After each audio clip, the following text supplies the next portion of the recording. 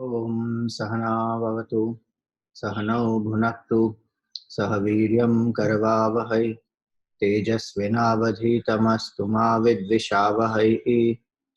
ओम शांति शांति। ओम सदाशिवसमारंभां शंकराचार्यमध्यमाम् अस्मदाचार्यपर्यन्तां वन्दे गुरुपरम्पराम्। श्रुतिस्मृतिपुराणानाम् आलयं करुणालयम् नमामि भगवत्पादं शङ्करं लोकशङ्करं। शङ्करं शङ्कराचार्यं केशवं बादरायणं सूत्रभाष्यकृतौ वन्दे भगवन्तौ पुनः पुनः। समस्तजनकल्याणे निरतं करुणामयं नमामि चिन्मयं देवं सद्गुरुं ब्रह्मविद्वरम्। सर्ववेदान्तसिद्धान्त गोचरं तमगोचरं गोविन्दं परमानन्दं सद्गुरुं प्रणतोऽस्म्यहम्। Hari Om. Salutations to all. So yesterday we saw about the three types of vasanas which are there, which we have to put aside by our effort. This portion is on giving up vasanas. And earlier we saw about this knowledge being there. Even if I know intellectually, even if I know I am Brahman, still the adhyasa is there. That adhyasa has to be removed. Now, continuing in that section, there are three types of vasanas: Loka vasana, Deha vasana, and Shastra vasana. So the 270th verse said that Lokanuvartanam tyaktva tyaktva dehanuvartanam shastranuvartanam tyaktva swadhyasapanayam kuru. This swadhyasapanayam kuru, now after some of the verses, this whole section will come on this only. Swa adhyasa, the false superimposition that we have done, that I am this body, forgetting the self and considering it to be the body and the jiva, that we have to remove. False superimposition. Swa adhyasa apanayam kuru. Remove that. Now to remove that, we saw if the vasana layer is thick, it will not go. The adhyasa will not go. So what are those three types of vasanas given here? Broadly they have classified here. First actually is Deha Vasana. So Deha Vasana means to consider oneself as the body and pamper the body, considering the joy of the body as one's own joy. And many times one can go even crossing the limits of dharma to enjoy, to procure things that one likes, to indulge in that things that one likes, whereby the person has even crossed the boundaries of dharma, goes into the dharma, acquires wealth, acquires pleasurable objects, things. So that is because the identification is I am the body. So here in one commentary, it is said this Dehavasana is also of three types. One is to mistake the body as the Atman. That is the first one. That is actually the Adhyasa. To mistake the body to be Atman is the Adhyasa itself. And that Adhyasa is happening because of identification with the BMI. Second, ignoring of its evil qualities. What is the meaning of evil qualities? Evil qualities only means that the body is actually made up of what? It is just made up of 5 elements. And we saw this earlier when we were doing the Panchakosha Vivek. The body is made up of only this Tvang, Mamsa, Meda, Asthi, Purisha, Rashav. Made up of skin and blood and the muscles and fat and it is made up of that. Just it is covered, packaged very well. That's all. That is the second aspect. But we still don't consider it as something which is which actually should evoke a sense of disgust. Like when we pass by a dustbin, we close our nose. Nobody likes to be near a dustbin. Disgusting it is. This is mobile dustbin. Only thing it is covered well so that it doesn't feel like a dustbin. This also smells, stinks. We have to keep it clean, take bath, put deodorants. So many things have to be done. Then it is bearable. But it still doesn't invoke the sense of disgust because the feeling of I is there in this, that I am this. So one is to consider the body as oneself instead of the Atma. Second is the ignoring of the evil qualities or what is the true nature of this body is this. And third is the delusion. To think that the pleasure of the body is my pleasure. That the moha, delusion it is. Tongue experiences some taste. Eyes see some form. Mind coordinates all this. And according to my vasanas, I will like it or I will not like it. Now this is the condition of the whole equipment. Not I. I am the sakshi of all this. Nothing can affect me, but right now I'm identified. So the joy of the body is my joy. The pleasure of these 2 inches of tongue, the pleasure of these 10 senses is my pleasure. So that's the delusion. I have forgotten. I am the Ananda Swarup Atma. I have forgotten that, and now I am begging, using these senses, that please let me eat this, let me go there, let me smell this, let me taste that, let me see this, and then become dependent on that. So the jiva has forgotten, that's the delusion. Forgotten that source of bliss is me, and now became a beggar of happiness from everyone else, everything else. So that is a delusion. So Dehavasana is that. And this word is Anuvartanam here. Anuvartanam means to follow. So what the body is making us, what the body is telling us, we are just following that blindly. Whether it is even good for us as a spiritual seeker or even for the body, whether it is good for us, many times we ignore. Ideally, actually our body tells us what is good, what is bad for the body itself. And if we listen to that body from an objective standpoint, without bringing our raga and dvesha, without bringing our attachment and aversion towards pleasure or pain, then the body itself will tell, don't eat this, don't go here, go there. Because there is a natural intelligence which is there in every cell of the body. That sensitivity is not there because the mind, we don't operate just from the body, because really we operate from body standpoint for the sake of the good of the body will tell. And one can observe the effects also of what one is engaging in on the body. Like simple example, white sugar, how much fluctuation it causes in the body. One can observe. One will know that when I take white sugar, so much of sugar goes straight into the bloodstream. It shoots up, the whole hormonal imbalance happens. But this mind has associated pleasure with that sugar. So even if the body says don't take, we want to feel that pleasure.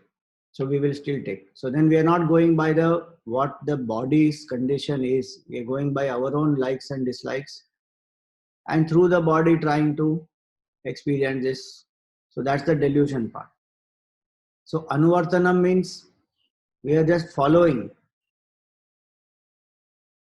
Loka Anuvartanam, Deha Anuvartanam, Shastra Anuvartanam. Just giving into the temptation or a certain way of living or thinking, not really applying discrimination. So Dehavasana is that we want to beautify the body, we want to present it very nicely, it should be attractive. At a certain age we have to attract the opposite gender also. But 2 bundles of dustbin are trying to attract each other. If we actually think from that logical standpoint, it seems absurd. But that is what it is. You know, Gurudev used to say that. In Bhajagovindam, he elaborately takes it out on that. I will put that clip on the Google Drive. Kate kanta kaste putra samsaroyam ativa vichitra. Kasyatvam kah kuta ayatah kame janani kome tata. Who is this husband or wife? Kanta. Who is this son? Who is the mother? Who is the father? Who am I? The samsara is very vichitra. In that verse, Gurudev explains, if you analyze from where each one came, we are all modifications of earth, mud. And there he says that, one piece of clod, one piece of mud trying to attract another piece of mud, and then together they produce a third piece of mud, and then they say that, he is my wife, he is my husband, and this is my child, and then one samsara bandhan is created. He says it's very vichitra whole thing is. So Dehanuvartanam is that, where we identify fully with the body. And the behavior then is according to the body's demands. Not even really the body's demands, by the conditionings that we have and what we want to extract out of this body, the pleasure. So he says, Shankaracharya says, drop this beautifying the body and take care of the body. Nobody says don't take care. That's a means for doing sadhana. Deha is the first means to do sadhana. Sharira madhyam khalu dharma sadhana. But beyond that, it is nothing. Like how we use, you see, every equipment can be used for the equipment, or it can be used for many other things along with the basic use of it. For example, so the car is there. Now we use the car to transport from one place to another place. That's the basic equipment job. I sit in the car and go from one place to another. But now we will add other extra things in that. So it's not a question of right and wrong. It's a question of how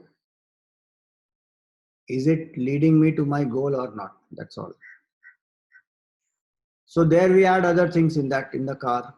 So while I'm going in that vehicle, now listen to some music, and nowadays put on the screen in the back of the seat so I can watch some movie, so many things.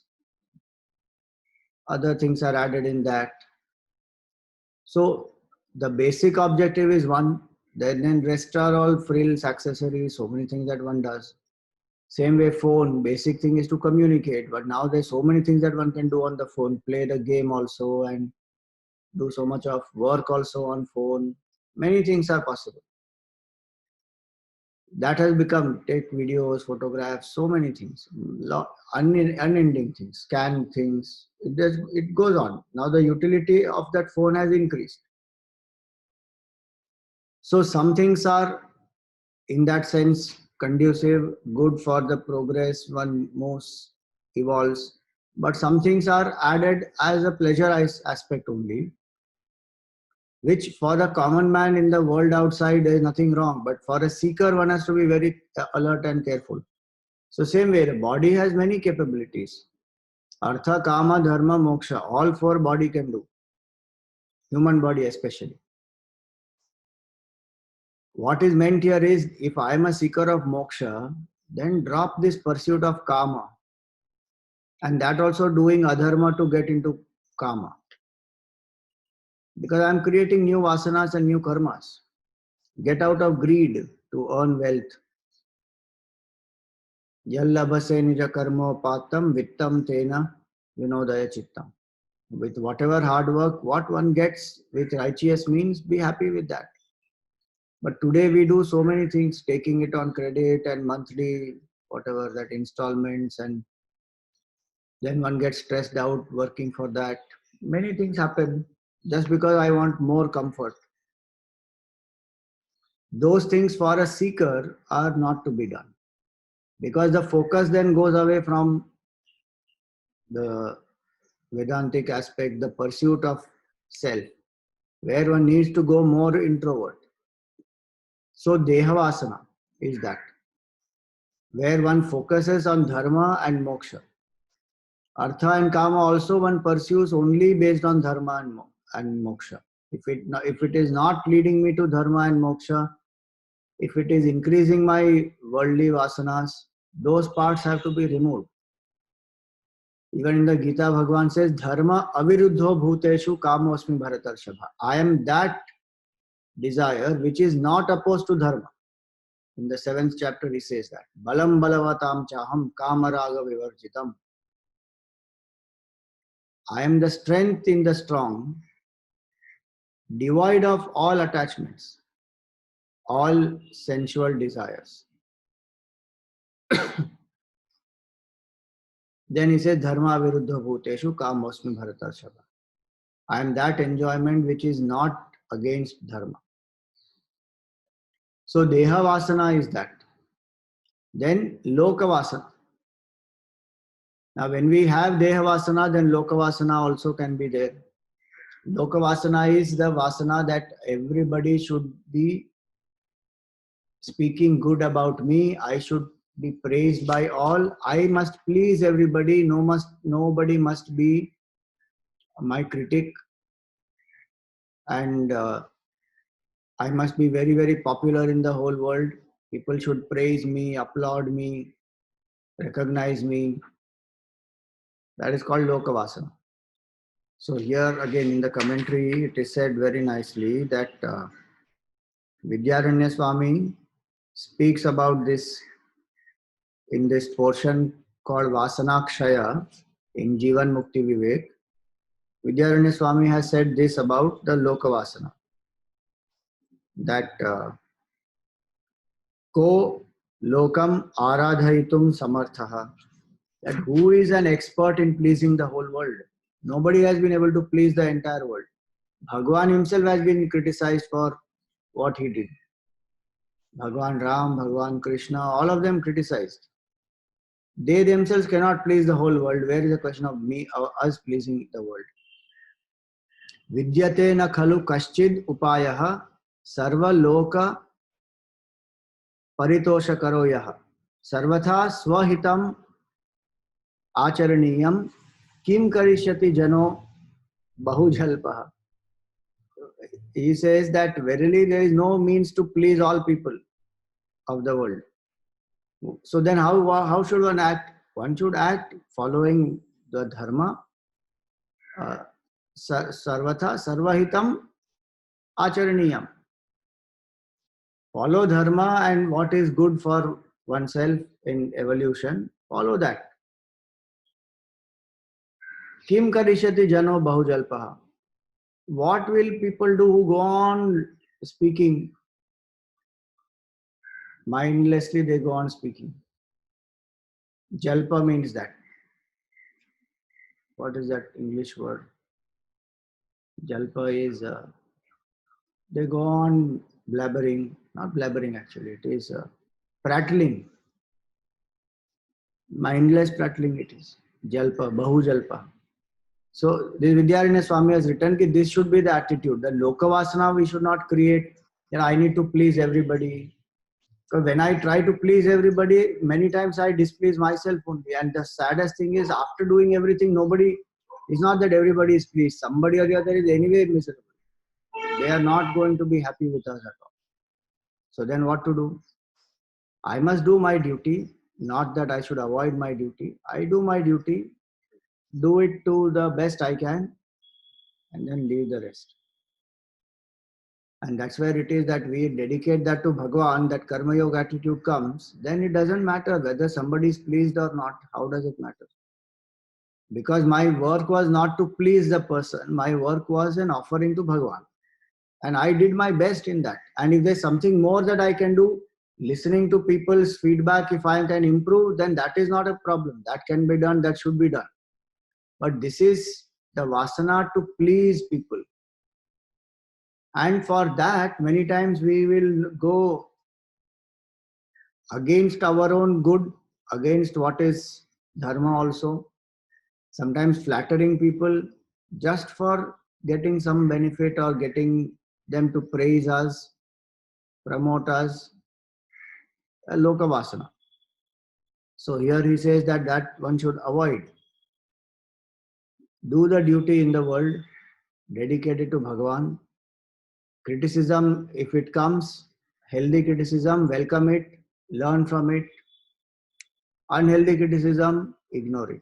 This learning to ignore nasty comments, unhealthy criticism, gossip, very important.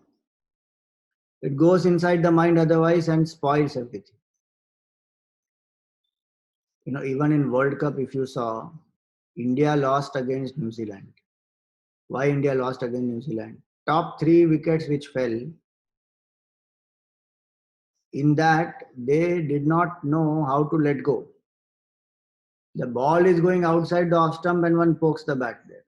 Out, caught behind. I think after 3-2, out of 3 or 4, some 2 or 3 people got out just like that, caught behind.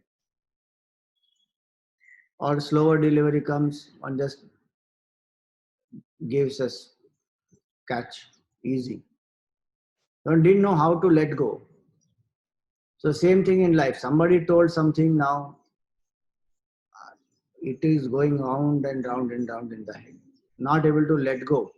Objectively analyzing, did I do anything wrong? Did I make a mistake? If I did, where can I improve? This feedback, is it helpful or not? As objective as that. Many times, why did that person say like that? I have not done anything like this. Still that person is going on saying like this. I want to prove, I want to change my image in the head of the opposite person. That is called Lokavasana. Let that person believe what that person believes. I have clarified, I have done what I have to do. Beyond that, why should I sit and clarify and then try to disturb my mind with that? So Lokavasana is that. Because anyway, what Vedanta is telling us, this Jiva itself is a myth. Now what image I have about myself, that itself is a myth. Now I am trying to correct the image of the other person, my image in the other person's head. How much time waste it is. Even if that other person has the right understanding about me, that is mithya. Vedanta is telling us that. Where am I trying to correct the image, wrong image in the mind of that person? I'm not saying we should not clarify. We can clarify, but we cannot change the opposite person's thinking and image. If that person continues to believe, let them believe. Krishna Bhagavan was Bhagavan himself. But Duryodhan never believed him as Bhagavan. Krishna never believed him as Bhagavan. Kamsa never believed him as Bhagavan. Bhagavan didn't try to change the image of himself in the mind of Duryodhan and Kamsa. That is their thinking. Bhagavan did what he had to do. When Duryodhan tried to capture him, Bhagavan grew in his size. He couldn't capture, and Duryodhan actually saw his Ishvara. That is the Karuna of Bhagavan also. The Duryodhan got Vishwarup Darshan before Arjun. Dhritarashtra, Duryodhan, Bhishma, Drona, all of them got the Vishwarup Darshan. Bhagavan suddenly grew in size and became so huge. People there sitting, they were stunned. And just imagine, after getting Vishwarup Darshan also, they did not surrender to Bhagavan. How powerful is the Maya. Still, Bhagavan returned empty-handed without success in his mission to stop the war. That powerful is karma and Maya. So, considering all that, what should I do? I should stick to my duty, improve, take criticism in a healthy way, and rest of it, forget it. No need to popularize my image, no need to go on pleasing everybody, not required. So this is Lokavasana. So Lokanuvartanam tyaktva dehanu vartanam. what will help in this also is what does the Lord say, what does the scripture say. If I am able to follow that much, then I stick to the path of dharma. Both Dehavasana and Lokavasana can go when I ask this question. Is this the scriptural way of living and thinking? Is it dharmic? Can I dedicate this to Bhagwan? If the answer is yes, I can follow. If the answer is no, I drop it. So, Lokanuvartanam, Dehanuvartanam. Then Shastranuvartanam. So what is this Shastranuvartanam? I am supposed to actually follow Shastra, but this is not that. This is a Shastra Vasana. Some people are not interested much in seeking the truth. They are interested in intellectualizing the truth and then making money out of that or becoming popular out of that. What we saw earlier, no? Bhuktaye natu muktaye. Vag vaikhari shabdajari shastra vyakhyana kaushala.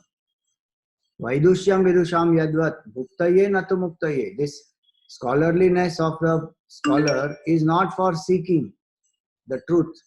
Intensity is not increased by study of Shastra. It is for earning money, popularity, proving that I am so intelligent. That is Shastra Vasana. Logical arguments and read so many different Shastras and then refute all different types of arguments and then prove the superiority of one.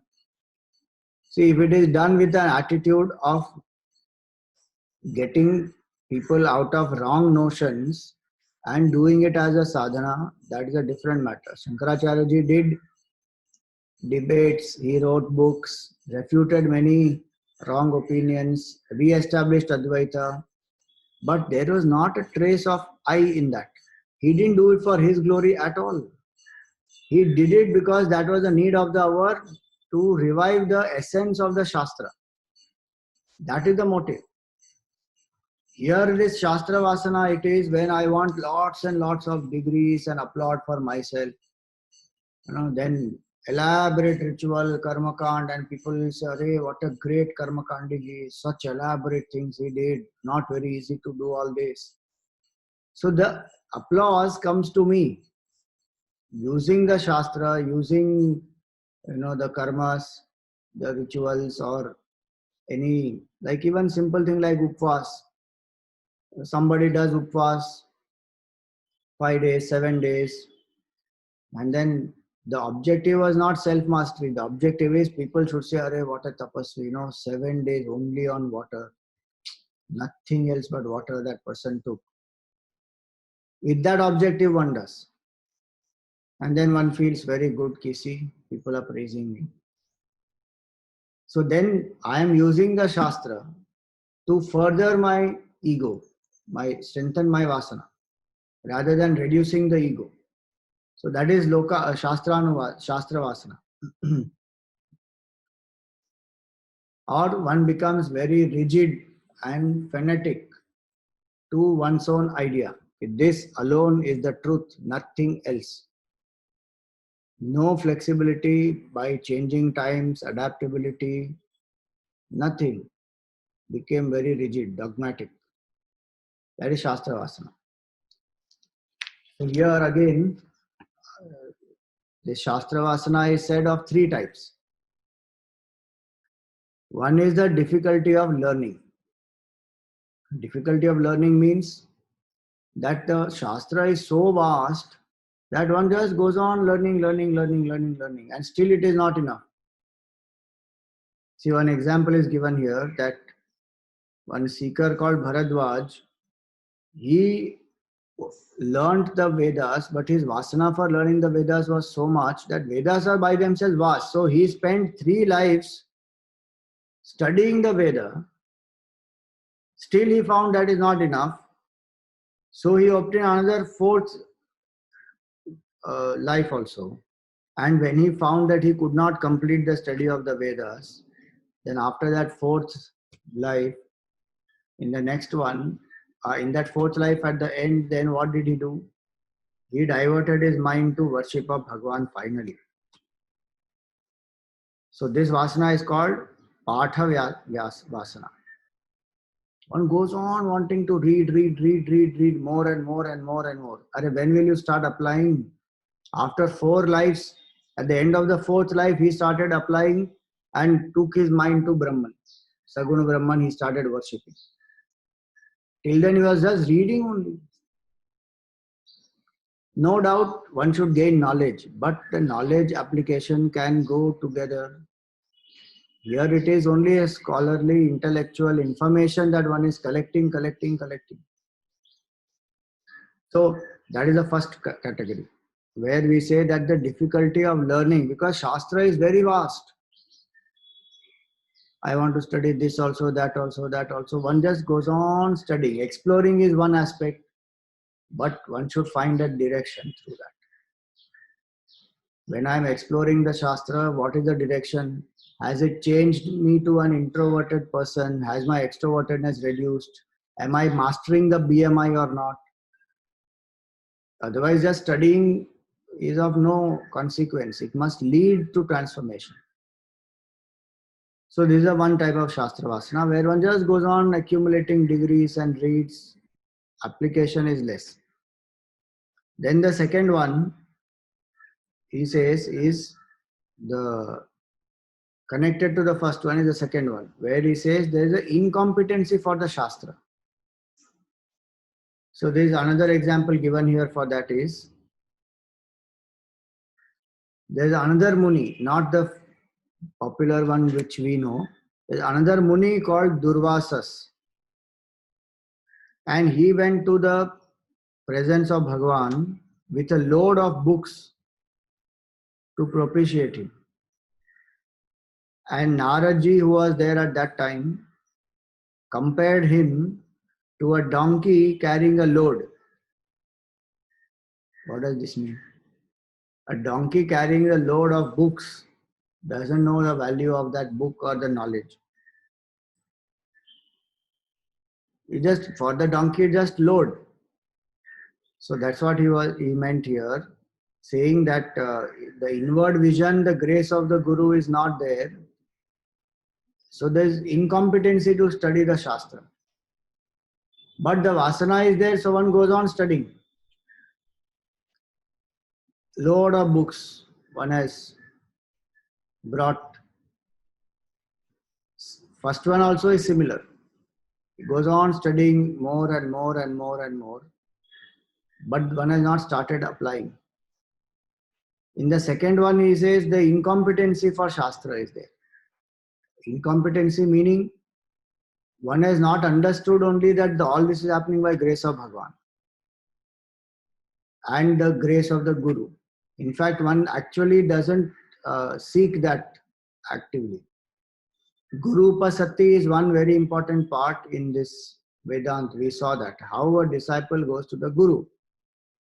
Either cultivate fourfold qualification and then go to the Guru, or go to the Guru, stay there, cultivate the fourfold qualifications and then get into Shravan, Manan, Nididhyasan, all that. Here he says Guru not required. That's called incompetency for Shastra. Shankaracharya ji said, even if you are a well-versed scholar, you should not inquire into Brahmagyan without a Guru. Shastragnya api Brahmagyan anveshanam swatantrena na kuryat. He said very clearly, Mundakopanishad Bhashya, he said. But this person doesn't even have a Guru.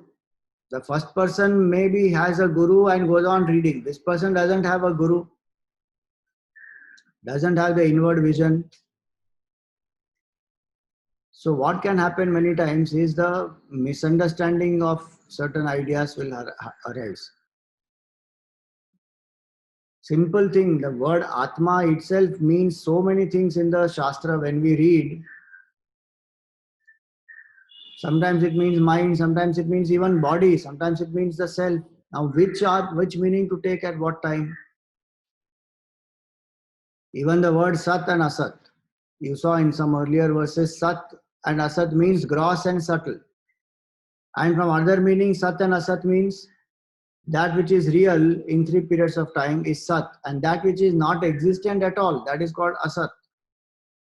Now how will we understand that meaning properly? When the Guru is there, the guidance is there, the proper interpretation is there. So the importance of the Guru and the Guru Parampara also. Vedanta is to be studied under the Guru, and the Guru must be under some Parampara, then that is the best thing. So incompetency for the Shastra is second one. And the third one is difficulty of observance. Being so rigid, what we spoke earlier. Being so rigid that I cannot observe certain things properly. The example given here is that there is another person called Dashura. And this person was so attached to the Anushtan, the Shastra is told a certain ritual has to be done in this way. Anushtan means in a certain span of time, certain amount of sadhana is done. So suppose we say that, okay, in 1 month's time, I will do 10 lakh japa of Om Namah Shivaya. So then one has to break it down. 10 lakh means 10 lakh in 30 days means how much per day I have to do. Like that. One has to break it down. And then every day do that much of japa for that many hours. And if possible in the same place, same time, then that is called Anushtan. So now the rules are given for that Anushtan also. Like Samarth Ramdas, he did the Anushtan, the Purascharan of Gayatri Mantra. Purascharan means as many alphabets are there in the mantra, that many crore times one does the japa in a fixed number of days. So 24 crore times Samarth Ramdas did japa of Gayatri Mantra. 24 syllables Gayatri Mantra has. So for a long time, his schedule of the day would be, he will stand waist deep in water, facing the sun, almost till afternoon. Early morning, Brahma Muhurat, 4 o'clock onwards, till 12 o'clock or so, he will be in the water, facing the sun and doing the japa. As Anushtan. And then Bhiksha he will go for an evening satsang. One routine he used to follow. So that is called Anushtan. Gurudev went to Badrinath, and before he took sannyas, he went to Chardham Yatra to decide, because Shivananji said, go on the yatra, meet Mahatmas, see whether you can sustain the life of a sadhu, and then you come back. If your urge is still there, then you take sannyas. So Gurudev went. Actually, he met Tapan Maharaj first time in the Chardham Yatra in Uttarkashi. And Tapan Maharaj told him that keep a constant Brahma Vichar throughout the Yatra. So finally, when he reached Badrinath, Gangotri over, Yamunotri over, Kedarnath over, finally Badrinath. There he stayed for a month and he did Om Namah Shivaya japa some 6 lakh times. And he was wanting to make up his mind. By the end of it, he made up his mind, yes, this is the path for me. I will take sannyas. Came back, told Swamiji, took the sannyas. So that is called Anushtan. So now Anushtan will have certain rules, restrictions. Now this person is so rigid that that person can't follow those, can't find any place or anything suitable to do the Anushtan. So this person, Dashura, he was so attached to the rules of Anushtan that wherever he went in the world, he could not find a spot pure enough for his austerity. This is called Anushtan Vasana, where that person is very, very rigid. Again, that rigidity of opinion that comes from the scripture there. And the strange part is the scripture has given methods for us to handle any of the circumstances which are not conducive and still do Anushtan. Imagine what will be the rigidity of this person not to follow those things. Like simple example, if I am doing a puja, ideally I must take bath and do the puja. In the morning, as soon as I take bath, I come and do the puja. But suppose for some reason that has not happened. I took bath and then some other work was there, another 1 or 2 hours have passed and now I am able to Now I have to do the puja. Now what will I do? Again, to go and take bath may not be possible, time may not be there, any reason can be there. So what does the Shastra say? Prokshanam. Take some water, chant Keshavaya Swaha, Narayana Swaha, Madhavaya Swaha, drink. And then take some water, Antar Shuddhi. That is called Prokshan. Or if you go to a river and you are not able to take a dip in the river, suppose you have fever, let us say, you can't take a dip in the river. You go to Gangotri all the way, cannot take a dip there. Why? Got fever. Now what to do? So Shastra gives alternative. You take some water and chant the name of the Lord. Remember that, let us say Gangaji, Mother Ganga. Pray to her that, oh Mother, please bless me.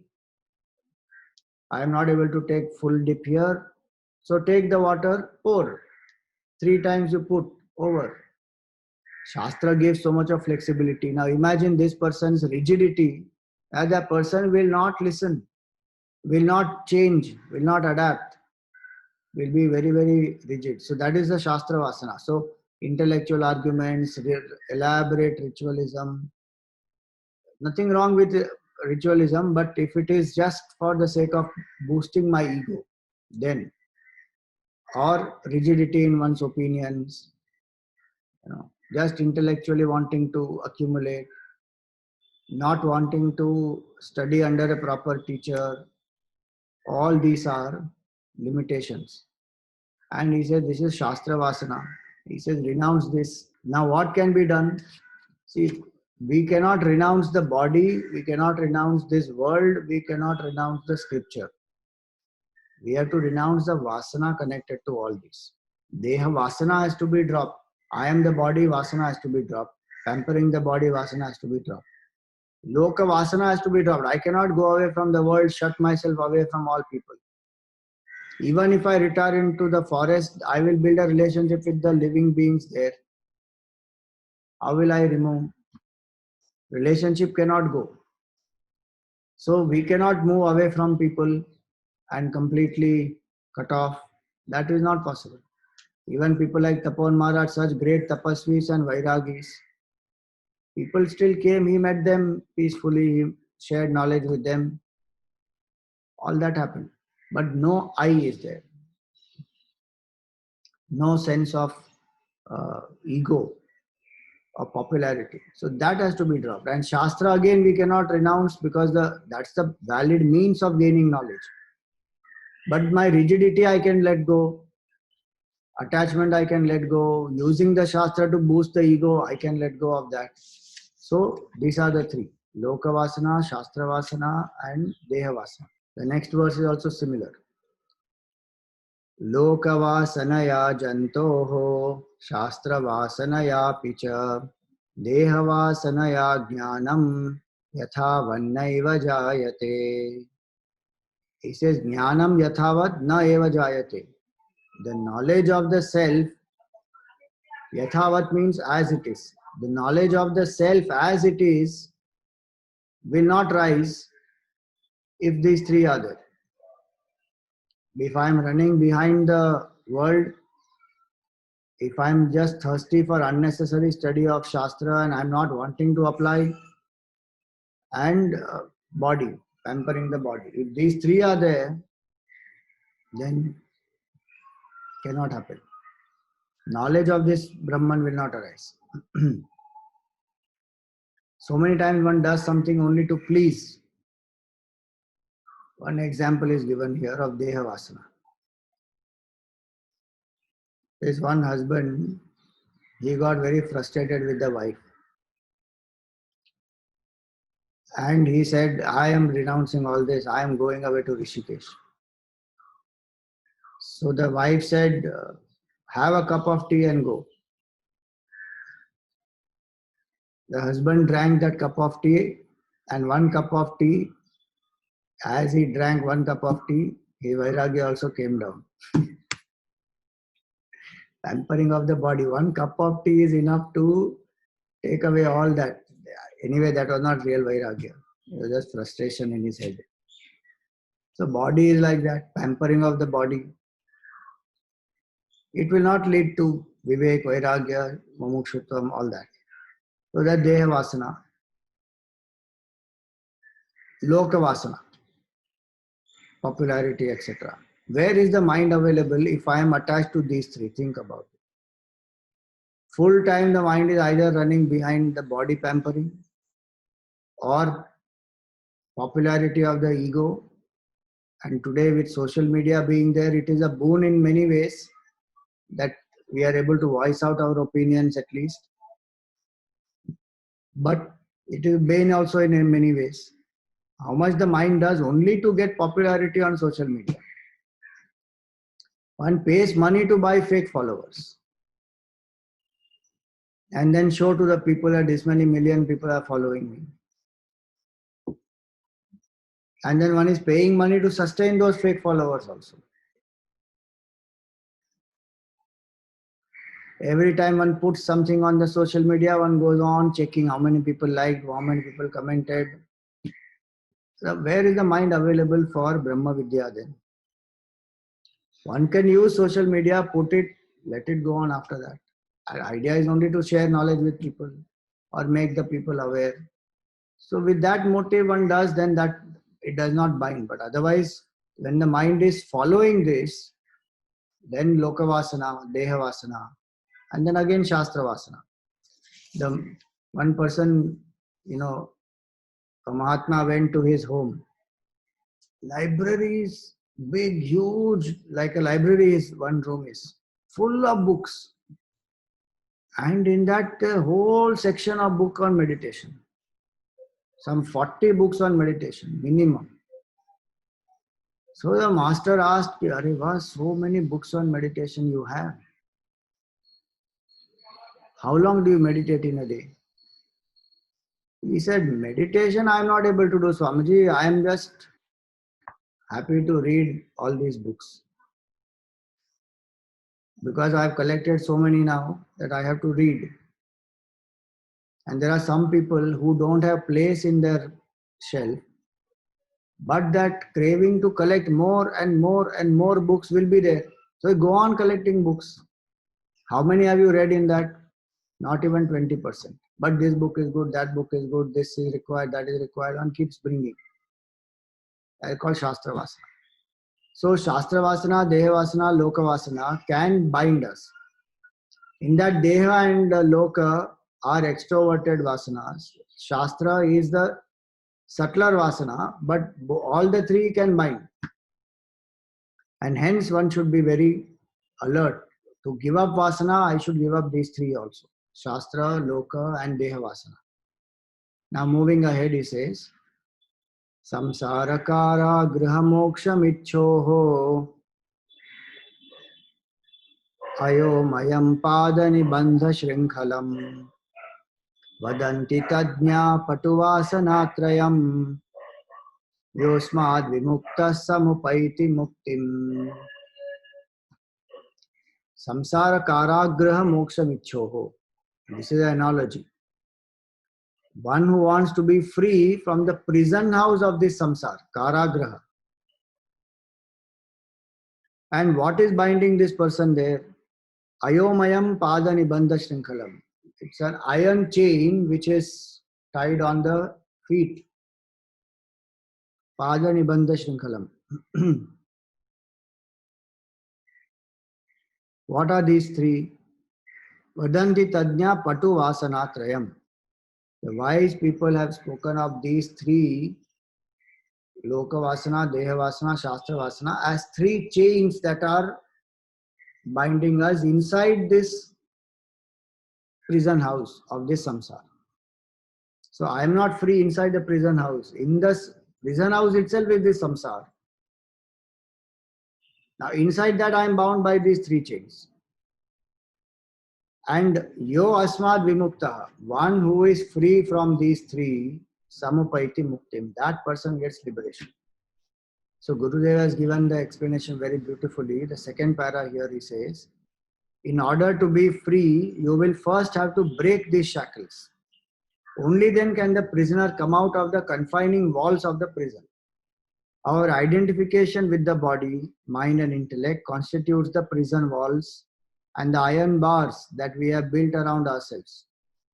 In this subjective jail, we are tied down by the shackles of the triple hungers. Only he can be liberated, one who has come out of this ever-changing world of limitation. So these three things have to go. Gurudev has given a little bit of a very general type of a description, connecting body identification with the prison, but the shloka here says samsara is the prison where I have come, and thinking of myself as the body I am living here, that is lokavasana. Now how to give up this lokavasana? That is dehavasana. How to give up this dehavasana? Two important things. One is engage in what is needed for the body to take care of the body, not anything more than that. No, should we not enjoy? Healthy enjoyment, sattvic enjoyment in moderation, not a problem. At one level, just take care of the needs of the body. See, I'm talking for a seeker of moksha. Now, as a grihasthi, I may have other things to do. That is, I have to balance according to my stage of life, duty of life, etc. This is for a uttam adhikari, for a mumukshu who wants only moksha. That person takes care of the basic maintenance of the body. Food also one eats, like Shankaracharya ji says, Svadvannam natu yachyatam vidhivashat praptena santushyata. One doesn't eat for taste. By prarabdha karma, whatever food has come, one offers it to Bhagwan, eats it as a aushadhi, bhiksha aushadham bhujyata. So one cuts out the pleasure-seeking tendency from the mind. The pleasure-seeking tendency is terrible. That is what binds us to the body. Through each of the sense organs and through the mind, I want pleasure, maximum pleasure. As many senses I can use simultaneously, I want to enjoy pleasures from all senses. That will keep me extroverted only. So as a seeker, if I've seen enough of all those things in the world, then one says, bas ho gaya, bas, enough now. What is all this going on? Stop. Because it's not going to end unless I put a conscious stop to it, saying that this is enough now. You know, the best part is we put that it is enough now for spiritual life, but we don't put that for sense pleasure. Lives after lives we have spent in sense pleasure, but enough now, attitude only doesn't come. But spiritual life, we say enough now. One mala of japa I did, that is a lot. 108 times I took Bhagwan's name. And every day I am doing that consistently. That is a lot. There we will put the limit there. Our mind works many times in that way. So here it is that the person says, enough of pleasure seeking now. How much will I keep doing this? It's like growing out of childhood toys. One says, enough, and grow out of it. So that is one. Second is tapasya. The mind does not know. If you tell the mind, don't do this, don't eat this, don't see this,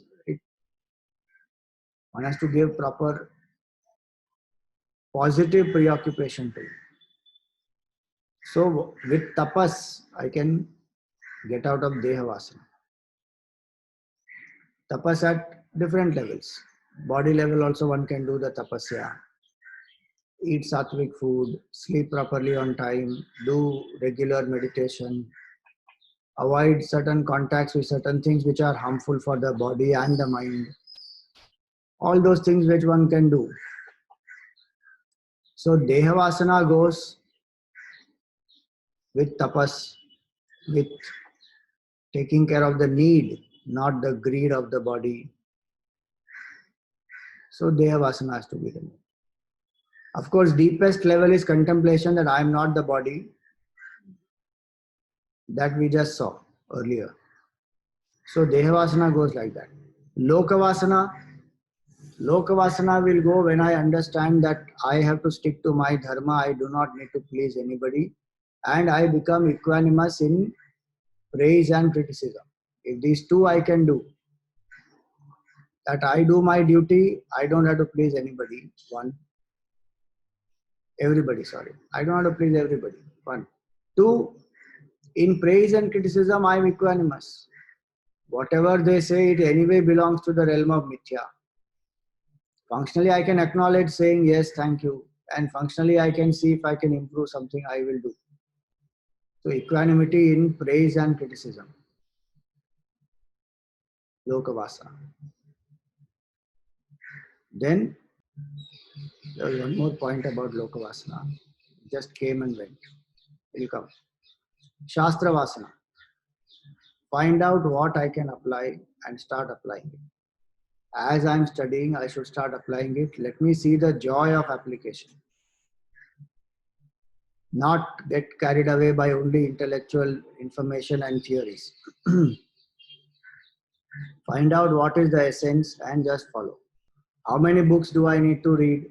Not necessary to read so many books also. One book you can read and derive the essence out of it and just start living and applying it. Then I am done. So these three vasanas can be given up like this. Lokavasana, Dehavasana and Shastra Vasana. More we will continue in our next month's sessions. Any questions? Om Purnamada Purnamidam Purnat Purnamudachyate Purnasya Purnamadaya Purnameva Vashishyate. Om Shanti Shanti Shanti. Harihi Om Shri Gurubhyo Namaha. Harihi.